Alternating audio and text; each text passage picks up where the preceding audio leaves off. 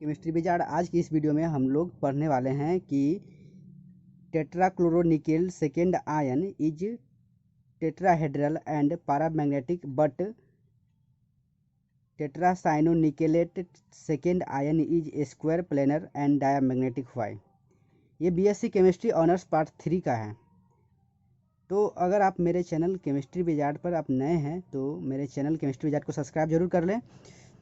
और आप 2019 का या 17 का या कोई भी ईयर का क्वेश्चन बैंक प्राप्त करना चाहते हैं तो आप मेरे डिस्क्रिप्शन बॉक्स में नंबर दिया हुआ है, व्हाट्सएप नंबर दिया हुआ है, वहाँ से आप हमसे संपर्क करके सब मिनिमम फीस में आप ले सकते हैं। ठीक है, मिनिमम चार्ज में। तो यहाँ देखिए, हम इसको एक्सप्लेन करते हैं आप।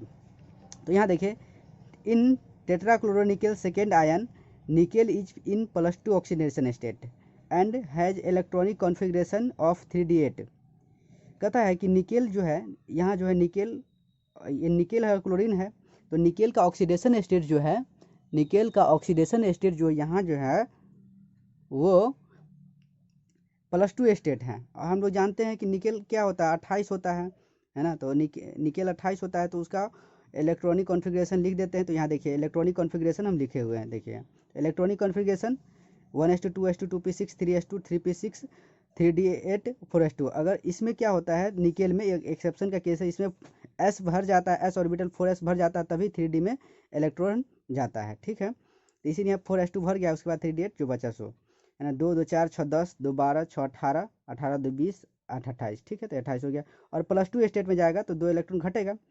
क्योंकि +2 स्टेट में क्यों जाएगा, क्योंकि यहाँ देखिए, यहाँ निकेल का ऑक्सीडेशन स्टेट हम x मानते हैं। तो यहाँ x मान लेंगे, यहाँ x मान लेंगे इसका ऑक्सीडेशन निकेल का। यहाँ हम सपोज यहाँ हम करते हैं, तो निकेल का x मान लेंगे, है ना। और बीच में प्लस होता है, और 4 ठो क्लोरीन है। एक क्लोरीन की वैलेंसी -1 होती है, बराबर में -2 है, बराबर में -2 होता है। अगर यहाँ नहीं कुछ रहता तो 0 होता है ना, क्योंकि कॉम्प्लेक्स कंपाउंड में ऐसा होता है। आप लोग पढ़े होइएगा पार्ट 1 में कॉम्प्लेक्स कंपाउंड में। और यहाँ देखिए, तो ये क्या हो जाएगा, इधर -4 उधर जाएगा तो +4 हो जाएगा, -2 तो यहाँ 2 हो जाएगा। तो इसीलिए निकेल का ऑक्सीडेशन स्टेट जो है वो +2 आया। आप समझ गए, हमको लगता है आपको समझ में आ गया होगा। अब यहाँ देखिए, निकेल का ऑक्सीडेशन स्टेट 2 होता है, तो उसका इलेक्ट्रॉनिक कॉन्फ़िगरेशन क्या होगा, 3d8 4s 0 हो जाएगा। ठीक है, तो यहाँ देखिए, निकेल 2 प्लस आयन को हम लोग ऑर्बिटल वाइज दिखा देंगे, तो 3d8 और 4s और 4p 0 होगा। ठीक है, तो यहाँ देखिए क्या होता है कि 4s का एक ठो ऑर्बिटल और 4p का 2 ठो ऑर्बिटल आपस में हाइब्रिडाइज हो जाता है। और हाइब्रिडाइज होकर के sp3 और sp3 ऑर्बिटल sp3 हाइब्रिडाइजेशन करता है। तो यहाँ sp3 हाइब्रिडाइजेशन करेगा। तो यहाँ देखिए, हम डिनोट कर दिए हैं वैसे यहाँ sp3 हाइब्रिडाइजेशन। तो यहाँ देखिए 1 2 3 4, आप कहिएगा 4 कैसे हो गया, तो s का 1 ठो और p का 3 गो, तो 4 ठो ऑर्बिटल हो गया। अब हम निकेल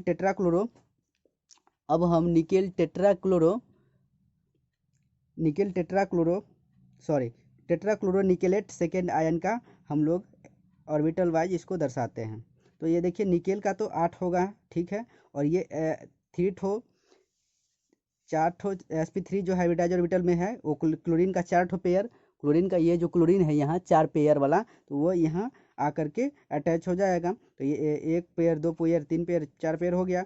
तो ये 4 pair of electron from 4Cl-। ठीक है, तो हाइब्रिडाइजेशन क्या हुआ, यहाँ sp3 हो गया। तो उसी को हम लोग नीचे लिख दिए हैं कि हेंस हाइब्रिडाइजेशन ऑफ या इन निकेल टेट्राक्लोरोनिकेलेट सेकेंड इज sp3, है ना। तो sp3 होगा तो टेट्राहेड्रल होगा, और इसका कैरेक्टर जो होगा वो पैरामैग्नेटिक होगा। क्यों होगा पैरामैग्नेटिक, क्योंकि ये यहाँ पर जो अनपेयर्ड इलेक्ट्रॉन नहीं है। देख रहे हैं, यहाँ अनपेयर्ड इलेक्ट्रॉन है, एक को ऑर्बिटल में खाली है इलेक्ट्रॉन, सॉरी खाली का गया, अनपेयर्ड है। एक भी ऐसा ऑर्बिटल जो नहीं भरा हो, तो यहाँ सब इलेक्ट्रॉन भरा हो, भले ही आधा, इसमें एक ही इलेक्ट्रॉन है।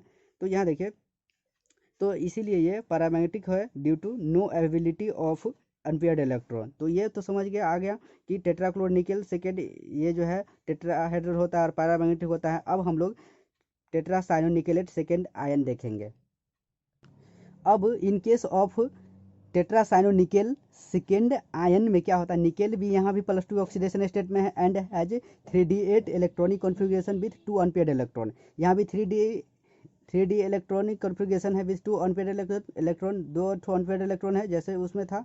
अब यहाँ क्या होता है कि अब यहाँ ध्यान से देखिएगा, यहाँ समझने वाली बात होगी आप लोगों को कि formation of square planar structure by DsP2 hybridisation, two unpaired electron are paired due to energy made availability by the approach of 4CN ligand making one of the 3d orbital empty. By this there is no unpaired electron and complex would be diamagnetic.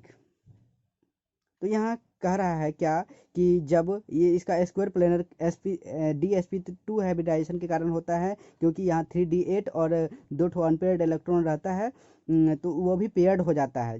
कब? जब Cn- जो 4 गो Cn- जो है attach करता है, तो वहाँ वो 3d इलेक्ट्रॉन में 8 इलेक्ट्रॉन अपने आप में समाहित हो जाता है। ठीक है।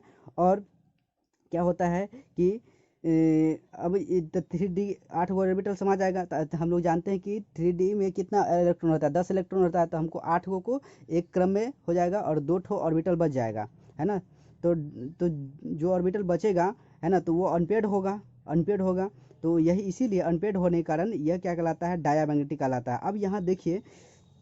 अब यहाँ देखिए, यहाँ आपको यहाँ गौर करना है कि निकेल जो है +2 स्टेट में ये तो होगा 2 2 4 2 6 2 8, ये तो होता है आगे क्लॉक वाइज भरता है, उसके बाद एंटी क्लॉक वाइज भरता है ना। तो यहाँ जो है 4s और 4p खाली है। ठीक है। और nickel tetracyano nickel second ion में क्या होगा? ये 8 इलेक्ट्रॉन अपने आप में समाहित हो जाएगा, क्योंकि 4 Cn- का पेयर आने से ये अपने आप में एक हो जाएगा, है ना, एक ऑर्बिटल में आ जाएगा। तो ये 2 2 4 2 6 2 8 हो गया, है ना। तो एक ऑर्बिटल खाली बच गया इसका, है ना। एक ऑर्बिटल क्या बच गया? Cn- से खाली बच गया। तो उसमें Cn- का कहा गया, निकेल का 3d8 का वो खाली रह गया। तो यहाँ जो खाली रह गया वहाँ पर Cn- आके अटैक कर देगा, और Cn- 4 पेयर आ जाएगा। तो 1 2 3 4, तो ये sp3, ये देखिए यहाँ हो गया d, यहाँ d हो गया, ये d ऑर्बिटल हुआ ना, ये d हुआ, और ये 4s हुआ, यहाँ d लिख देते हैं 3d, है ना, ये 4s, ये 4p हो गया।